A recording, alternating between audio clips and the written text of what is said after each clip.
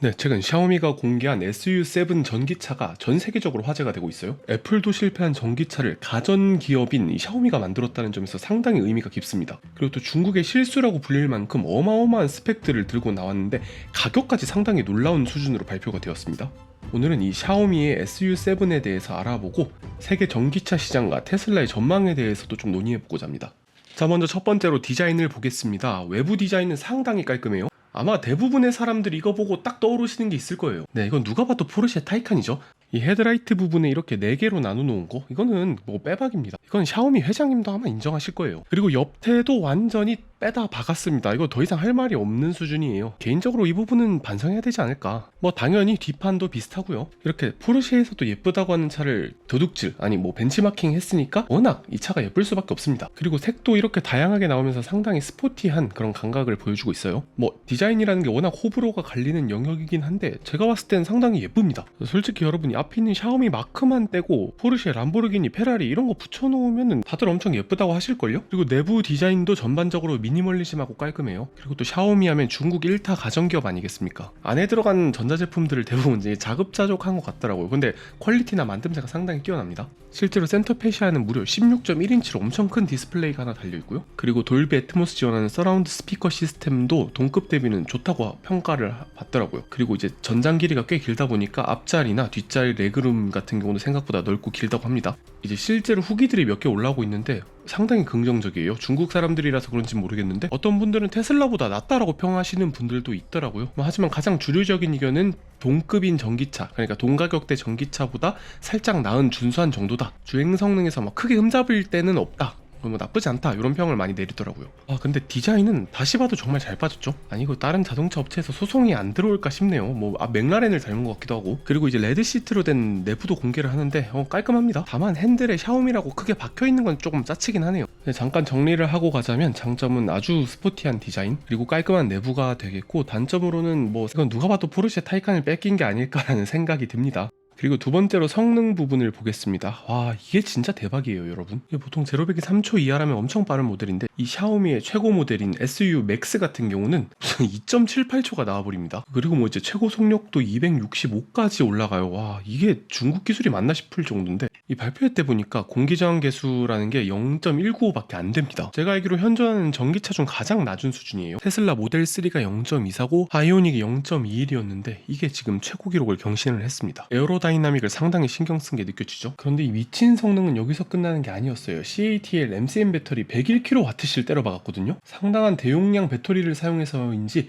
무려 800km를 주행할 수 있다고 해요. 와, 이거 정말 대단한 겁니다. CLTC 중국 기준으로 테슬라 모델 3가 한 560km 정도인데 800km다. 물론 배터리를 좀 많이 박은 것 같긴 한데 그래도 스펙상으로는 상당히 좋은 수치를 보여주고 있습니다.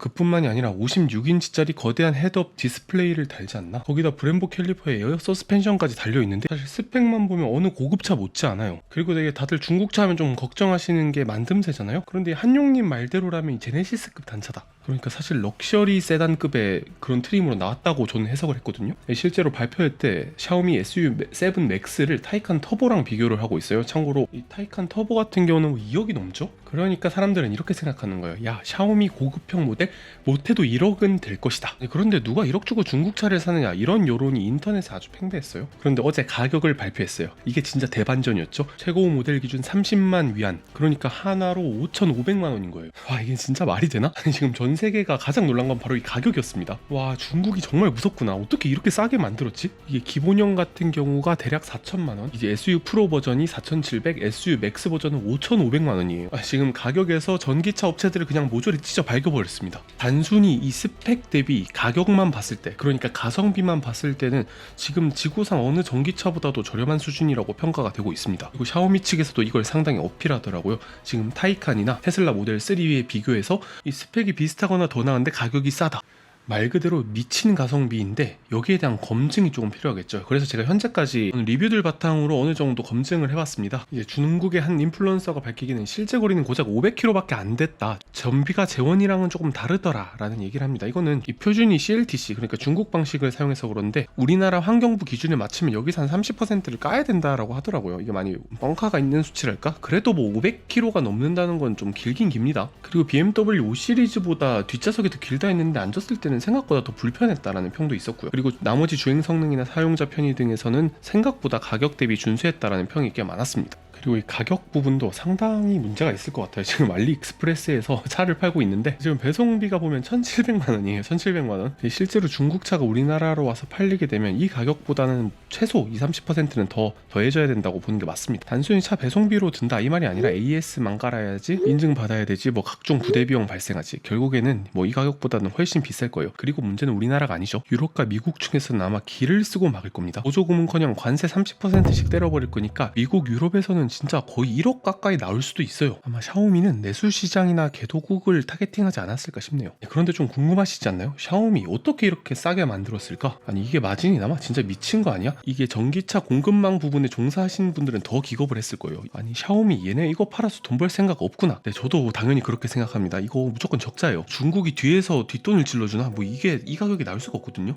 MCN 배터리 원가 기준으로 대략 100kWh에 3,500만 원이거든요. 자, CATL 거 산지 직송을 했다. 그래도 배터리 값만 거의 3천만 원 수준 나왔을 겁니다. 그리고 또 이런 의심이 드셨을 거예요. 어떻게 샤오미는 이 3년 만에 단 2조 원 가지고 이런 차를 만들어냈냐? 와, 이 부분이 또 정말 흥미롭더라고요. 이 플랫폼 부분이라고 하잖아요. 이 차량의 기초가 되는 뼈대 부분을 이제 보시아 벤틀러에게서 받았고 엄청나게 많은 핵심 부품들을 다른 회사에서 받아서 쓰고 있어요. 거기다가 이제 디지털 콕핏 같은 경우는 퀄컴의 스냅드래곤 CPU를 탑재를 했고요. 그리고 전기차의 가장 핵심이죠. 자율주행 부분은 엔비디아입니다. 엔비디아의 자율주행 전용 칩인 오린 칩셋을 무려 2개나 탑재했어요. 보시면은 카메라나 레이더 센서도 많이 달았고 심지어는 전면에 크게 라이다 센서까지 붙어있어요. 그러니까 사실상 핵심 부품들은 전부 다 가져와서 조립을 한 셈인데 여기다가 자신들이 원래 잘하던 운영체제인 하이퍼 OS를 올려버렸습니다. 어떻게 보면 전략을 영리하게 잘 짰죠. 그리고 잘 나가는 것들은 죄다 벤치마킹을 한 것 같아요. 실제로 지금 보시는 게 이제 샤오미의 자동차 제조 라인인데 이게 이 영상 구성까지 테슬라의 거랑 비슷합니다. 테슬라 영상 한번 보시겠습니다. 이렇게 드론 비행으로 찍는 게 유행인가요? 어쨌든 여기 생산 라인 보시면 테슬라의 그것과 아주